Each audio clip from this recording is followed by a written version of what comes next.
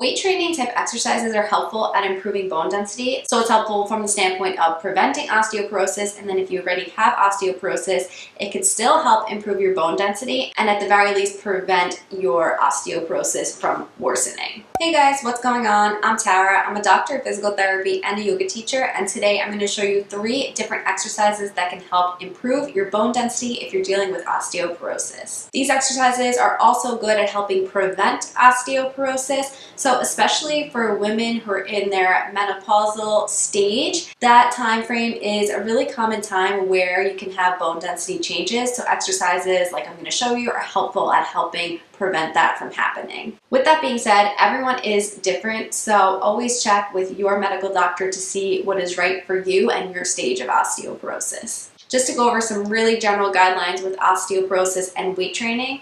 When you have osteoporosis, you want to avoid any exercises that are causing forward bending, like crunching, flexing the spine forward, any twisting type motions, and you don't want to do anything that's like high impact, like jumping and running. So today I'm going to show you 3 different body weight exercises, meaning you don't need any external weights for these exercises. One exercise does require a prop, so I'm going to use 2 yoga blocks. If you don't have yoga blocks, I will put a link in the description down below where you can get them, and you can get them pretty cheap on Amazon. Okay, so let's get into our 3 exercises. So we're going to do 1 upper body exercise, 1 lower body, and then 1 exercise that combos upper and lower body. Okay, so the first exercise is going to be an upper body exercise with the 2 blocks. So you can either do this sitting on a surface or sitting on the floor. If you're going to do it sitting on a surface, I know I'm on a couch right now. I don't have anything else to do this on in my house. I really don't recommend doing it on a couch. I'm going to demo for you guys on the couch so you can see what it looks like, but it's too soft so the blocks will sink in and it doesn't stay stable. So if you have like a kind of firm, like longer type bench or something, that would work to do it in sitting, or you could do it sitting on the floor. And if neither of those work for you, then the last exercise is going to get your upper body as well, so no worries. I'm going to show you sitting here first, then I'll go on the floor. So what you're going to do is you're going to have the blocks next to your body, and you can have them at either height. So you can have them at a higher height or a lower height. I don't recommend doing the highest setting this way because then the blocks get a little unstable. So the lower setting will be easier and then the higher setting will be a little bit more challenging. And then what you're going to do is you're going to place your hands on the blocks. The blocks are next to your hips and your feet are going to be in contact with the floor. You're going to press your hands into the block to lift your hips up off of the seat, but your feet stay in contact with the floor. Okay, so it's not like you're lifting your entire body. So it's just lifting your hips. So it looks like this. So you press into the blocks, lift your hips up, and come back down. With this exercise, you want to make sure you're keeping your back straight and you're in good posture, so you're sitting up nice and tall. Don't round through the spine. Make sure that you're thinking about keeping your shoulders down away from your ears, so as you lift up through the blocks, your shoulders press down and away, and then you lower back down, okay? Elbows bent, press down, straighten through the elbows, lift your seat up, drop your shoulders down and away, and then lower back down. And with this exercise, keep in mind this is for your upper body, so sometimes people will tend to try to use their lower body to compensate for a weaker upper body. Really try to keep your lower body relaxed in this exercise and use your arms to do the work to lift yourself up.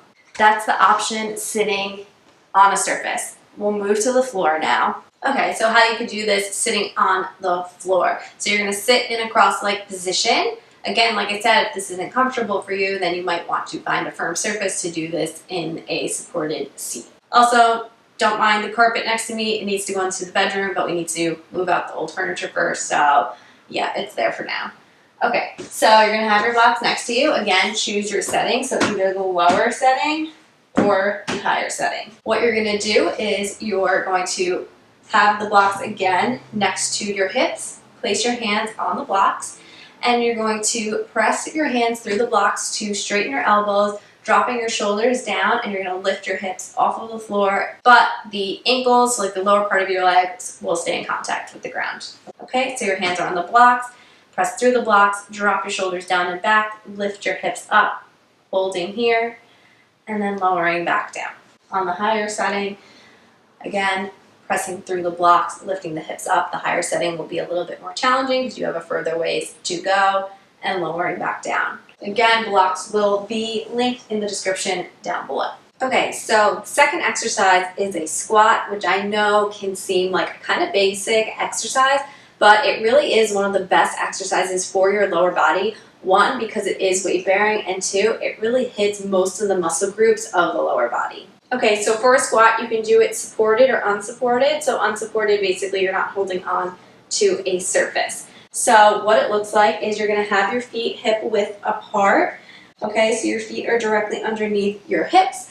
You're going to squat down like you're sitting back into a chair, so you're bending from your hips, squatting down, making sure that your knees stay in line with your ankles. So you don't want your knees driving forward over your toes. You want to make sure that you can still see your toes as you squat down, and then you come back up. Okay, so sitting back like you're sitting into a chair, and standing back up. When you come back up straight, just don't lock out your knees, still keep a slight bend in your knees.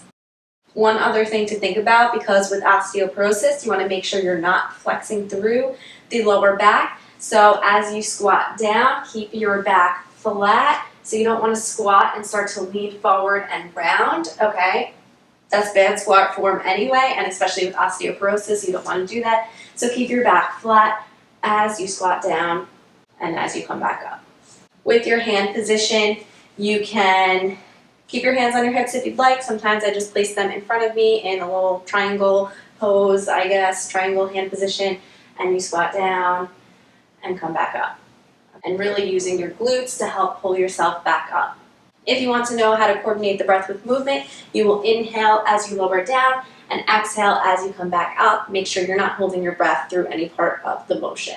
If you want to use support like a table or a chair, you can do that. So I have my plant table here. So basically you would hold on to the table and do the same thing, squatting down and up. If you have trouble with balance, it's probably a better idea to do this exercise with some type of support. So the last exercise is going to have a few different variations so you can kind of see what stage you're at, but it's going to work your lower body and it's going to work your upper body. So you're going to be on all fours. If this is uncomfortable for your knees, you can place a towel under your knees. If you have your mat, you can fold up a mat so it's flat. Just you want to make sure you're even. So if you fold up a towel, make sure it's even on both sides. So on your hands and knees, you want to make sure if you're in good alignment first. So make sure your hands are directly underneath your shoulders.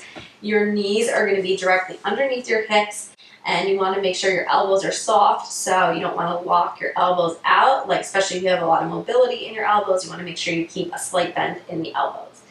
Last thing to think about is keeping the spine straight and your head straight, so you're looking straight down at the floor to keep your neck in one long line with your spine.